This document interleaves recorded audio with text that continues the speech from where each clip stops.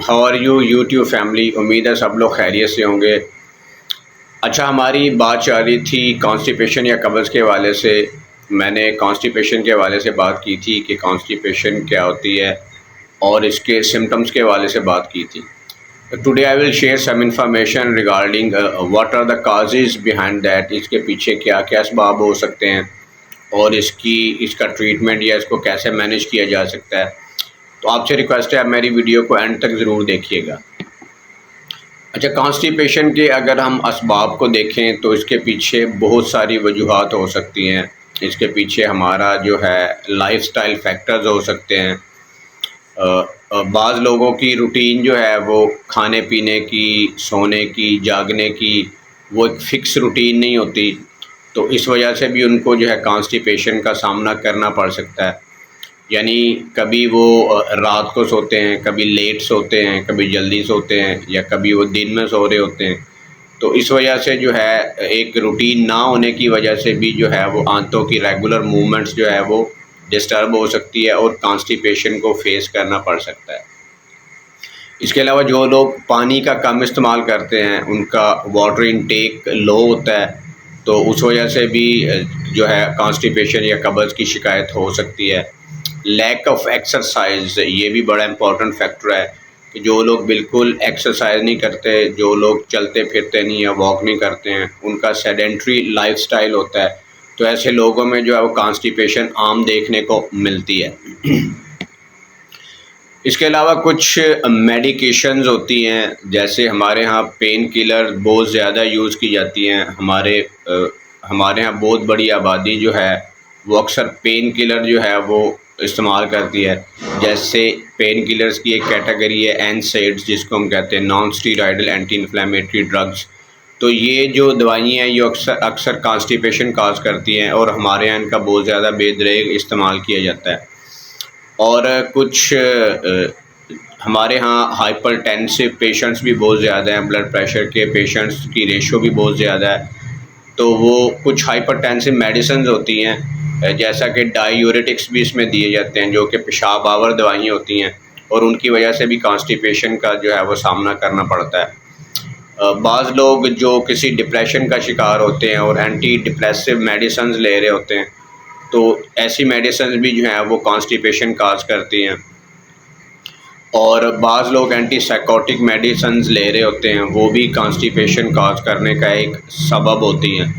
तो बहुत सारी मेडिसिन हैं जो कि एक मेन फैक्टर इसमें साबित होता है कॉन्स्टिपेशन में। तो इन मेडिसिन को जो है वो बिला वजह नहीं इस्तेमाल करना चाहिए और अपने डॉक्टर के मशवरे से जो है वो इस्तेमाल करना चाहिए।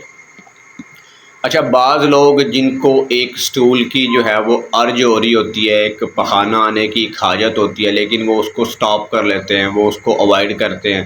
ख़ासकर छोटे बच्चे, जब उनको ये स्टूल पास करने की हाजत होती है, तो वो अक्सर खेल कूद में जो है वो इसको इग्नोर करते हैं और वो इस ख्वाहिश को दबा देते हैं। तो इसकी वजह से फिर आगे जाके उनको आहिस्ता आहिस्ता जो है उनकी हैबिट डेवलप होने लगती है और उनको जो है कॉन्स्टिपेशन या कब्ज़ का जो है वो मसला रहना शुरू हो जाता है।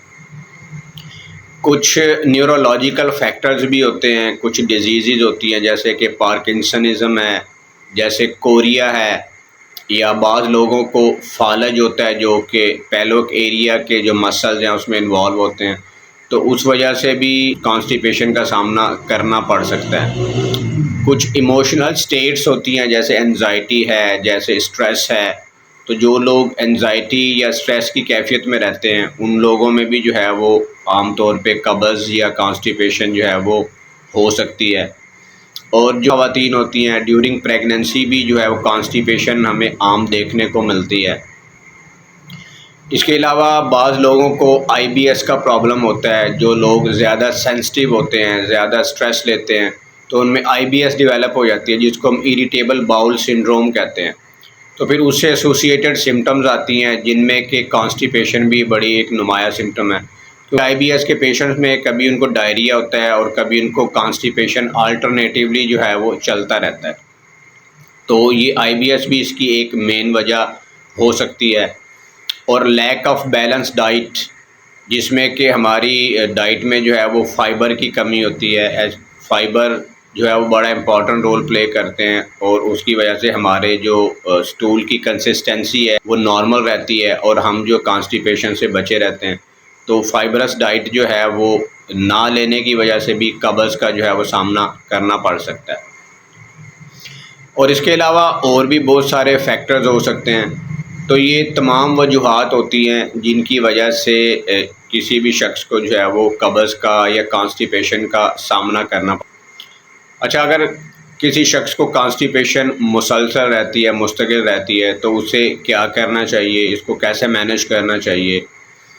तो सबसे पहले तो लाइफ़स्टाइल मॉडिफ़िकेशन लाने की ज़रूरत है। अपने आप को जो है वो क्या कहना चाहिए कि कीप योरसेल्फ इन मोशन, अपने आप को हरकत में रखना चाहिए, चलना चाहिए। हमारे यहाँ ये भी है कि अक्सर लोग थोड़ा सा भी अगर उन्हें चलना पड़े तो वो उसके लिए मोटरसाइकिल या बाइक का इस्तेमाल करते हैं।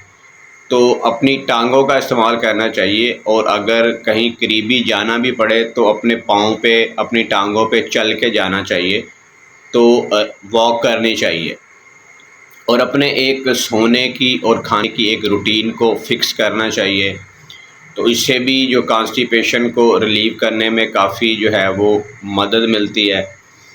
और ऐसी डाइट का इस्तेमाल करना चाहिए which is rich in fibre, fibrous diet का इस्तेमाल करना चाहिए, क्योंकि फ़ाइबर जो होते हैं वो हमारी आंतों की खुराक है। हमारी जो गट है, हमारी जो आंतें हैं, उनमें मिलियंस ऑफ जो है वो गुड बैक्टीरियाज होते हैं जो कि हमारे डाइजेस्टिव सिस्टम को जो है वो स्ट्रॉन्ग रखते हैं और हमारे हाजमे में मदद देते हैं। तो फ़ाइबर जो है इन बैक्टीरियाज़ की, इन माइक्रो ऑर्गेनिज़म की जो है वो खुराक होती है। तो हमें फ़ाइबरस डाइट का इस्तेमाल करना चाहिए, और फ़ाइबर्स हमें जो है फलों में और सब्ज़ियों में मिलते हैं। तो हमें फलों का इस्तेमाल करना चाहिए, जैसे अमरूद है, जैसे सेब है, और जैसे पपाया है, एवोकाडो है, चेरीज़ हैं। और इसके अलावा जो ग्रीन लीफी वेजिटेबल्स हैं इनका इस्तेमाल करना चाहिए, जो सब्ज़ पत्तों वाली सब्ज़ियाँ हैं, ये भी कॉन्स्टिपेशन में बड़ी इफ़ेक्टिव साबित होती हैं। और इसके अलावा दही का इस्तेमाल भी किया जा सकता है, योगर्ट का। अगर दही में 1 चम्मच जो है इसबगोल का छिलका डाल के, क्योंकि इसबगोल का छिलका एक फ़ाइबर होता है, तो वो कॉन्स्टिपेशन में हमें काफ़ी हेल्प आउट करता है और हमारी आंतों की जो है वो मूवमेंट को रेगुलेट करता है। और योगर्ट है, इसमें गुड बैक्टीरियाज़ भी बहुत ज़्यादा होते हैं जो कि हमारे हाजमे में भी मदद देते हैं और हमें जो है कॉन्स्टिपेशन से बचाते हैं। और इसके अलावा जो है हमें, जैसे मैंने पहले बात की, रेगुलर एक्सरसाइज करनी चाहिए, रेगुलर वॉक करनी चाहिए, और जंक फूड से अवॉइड करना चाहिए। हमारे यहाँ आजकल जंक फूड या फास्ट फूड जो है वो बहुत ज़्यादा इस्तेमाल की जाती है, और हम जो है वो सफ़ेद आटे का इस्तेमाल करते हैं, रिफ़ाइंड चीज़ें लेते हैं, जैसे सफ़ेद शुगर है, सफ़ेद चीनी है, और सफ़ेद राइस, वाइट राइस का हम इस्तेमाल करते हैं। तो इनको रिप्लेस करना चाहिए ब्राउन राइस से, होल व्हीट से इनको रिप्लेस करना चाहिए। और रिफ़ाइंड शुगर की जगह, चीनी की जगह अगर हो सके तो हमें जो है शक्कर या गुड़ का इस्तेमाल कर लेना चाहिए। तो ये तमाम चीज़ें जो है हमें, ये लाइफ़स्टाइल मॉडिफ़िकेशंस और ये डाइटरी चेंजेस जो है वो हमें कॉन्स्टिपेशन से बचा सकती हैं। और अननेसेसरी जो है वो मेडिकेशंस नहीं लेनी चाहिए, ख़ासकर जैसे मैंने पहले बात की थी कि पेन किलर्स हमारे यहाँ बहुत ज़्यादा यूज़ होते हैं। तो पेन किलर्स को जो है वो ऐसे इस्तेमाल नहीं करना चाहिए, और अगर कोई भी बीमारी है तो डॉक्टर से मशवरा करना चाहिए और उसकी रूट काज़ का पता चलाना चाहिए, और उसके अकॉर्डिंगली जो है वो मेडिसन्स मशवरे से जो है वो इस्तेमाल करनी चाहिए। तो इन तमाम चीज़ों को जो है वो मद्देनज़र रखते हुए कब्ज़ से जो, या कॉन्स्टिपेशन की कैफ़ियत से जो है वो बचा जा सकता है। लेकिन अगर आप ये तमाम लाइफ़स्टाइल मॉडिफ़िकेशंस भी लेके आते हैं और अपनी डाइटरी चेंजेस भी लेके आते हैं, लेकिन इसके बावजूद आपको कॉन्स्टिपेशन रहती है, तो फिर आप लैक्सेटिव या पर्गेटिव भी ले सकते हैं। ये ऐसी चीज़ें होती हैं, ऐसी मेडिसिन्स होती हैं जो कि कब्ज़ कुशा होती है, लेकिन इन मेडिसिन्स को जो है वो डॉक्टर के मशवरे के मुताबिक इस्तेमाल करना चाहिए, क्योंकि बाज़ लोगों में इनकी हैबिट डेवलप हो जाती है। तो आज ये थोड़ी सी इन्फॉर्मेशन थी जो मैंने कॉन्स्टिपेशन के हवाले से आप लोगों से शेयर की।